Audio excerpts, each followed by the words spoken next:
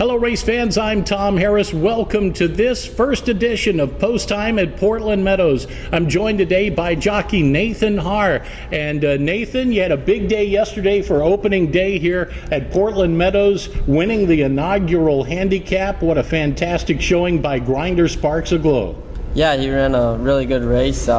Race set up good for him, and when I asked him, kind of called on him there at the head of the lane, he just excelled for me and ran a good race. You know, we had a chance to talk briefly before the race day yesterday, you and I, and you mentioned to me that outside post position would probably work in your favor.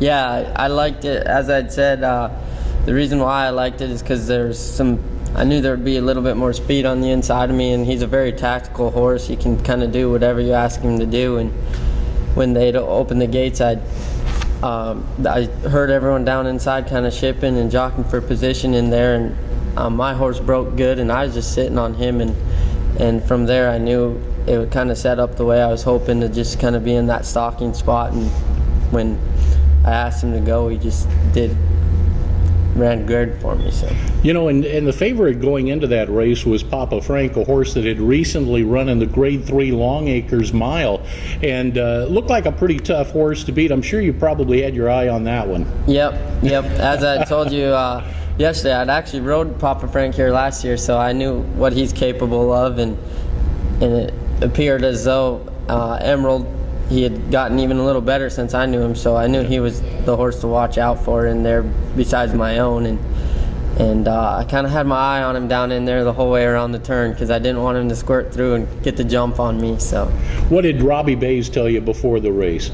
Robbie, he's pretty easy about instructions. You know, his main thing is with that horse, because that horse is so smart, obviously, to be able to run with them horses know what they're doing. And he just said, let the horse be happy and figure out where he wants to be, and just don't get too far back or don't get in no speed duel. And Robbie kind of has a lot of confidence in me, I think, seems to anyways, to ride the horse the way I see fit also. So, well, you seem to fit this horse nicely, and as you mentioned, this is a horse that has a couple of different strategies to offer. He's got the tremendous speed, but he can also come from just out of it, and yesterday you laid just off the pace. Yeah, I mean, he's can come off of it or sit close, like you said. You know, he can do any fractions basically you ask him to do, and the good thing about him too is he can route as well, and he's just one of the most push button horses I've ever rode, and just whatever you ask him to do, he's just great. And that was kind of where I was hoping to sit in the race and kind of stay right near Papa Frank, and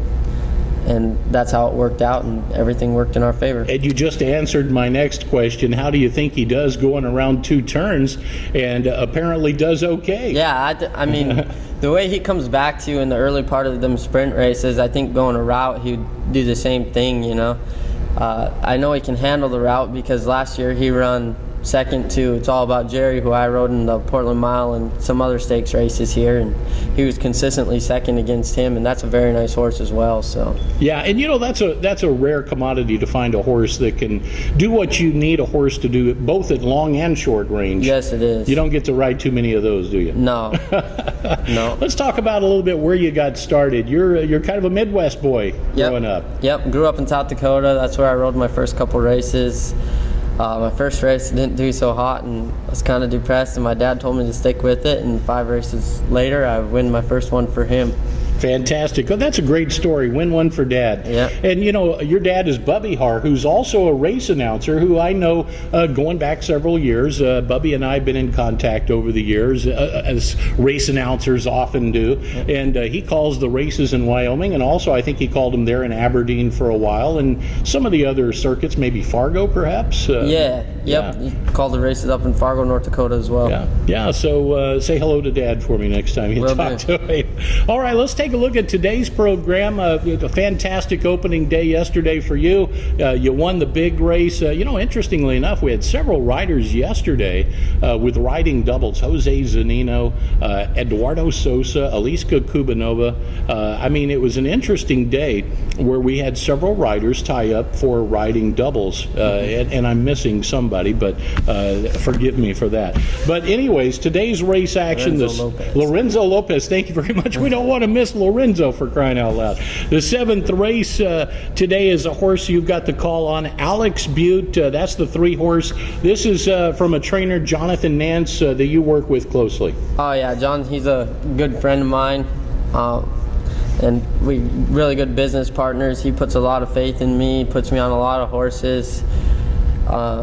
We seem to have great numbers with each other. We see the races the same a lot, and we've had a lot of success together. That horse looks pretty live in there. He's an Oregon bred, had just come off a layoff, run a race up at Emerald. Probably was a little too far for him, but he should figure pretty live in that race, I think. Now, Alex Butte did not run at Arapahoe Park this season, but you did work with Jonathan at Arapahoe Park, so you're pretty familiar with his stock and his strategies from his barn and style. But this horse, as you mentioned, steps away from a mile race back to a sprint race. Interestingly enough, it looks like the type of horse that doesn't have to come from too far out of it, can stay reasonably close.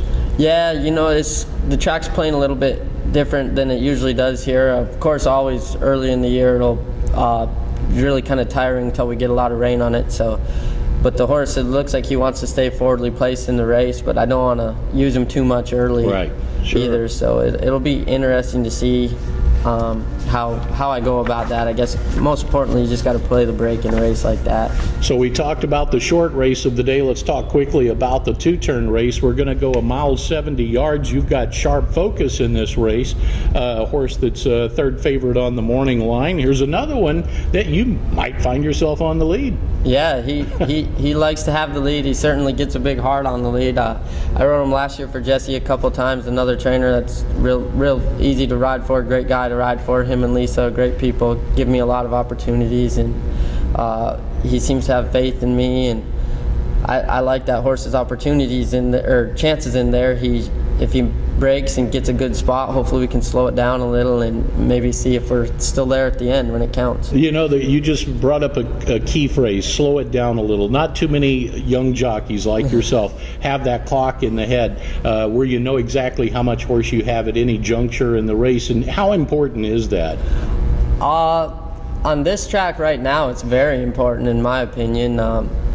You've seen it a lot here just yesterday, where you'll see horses dueling at the 8th pole and the 16th pole, and they might end up 4th and 5th in the race and get beat bad 4th and 5th, you know. So I mean, you just got to try to save as much horse as you can at this point of the meet, and it's very important right now. So all right, well, Nathan, congratulations on a big win yesterday with Grinder Sparks Aglow, and good luck on today's card. Thank you. Hopefully we can get a couple winners today. All right, well, thanks for joining us, Nathan Haar, jockey here at Portland Meadows. I'm Tom Harris, and we'll have the race day action straight ahead.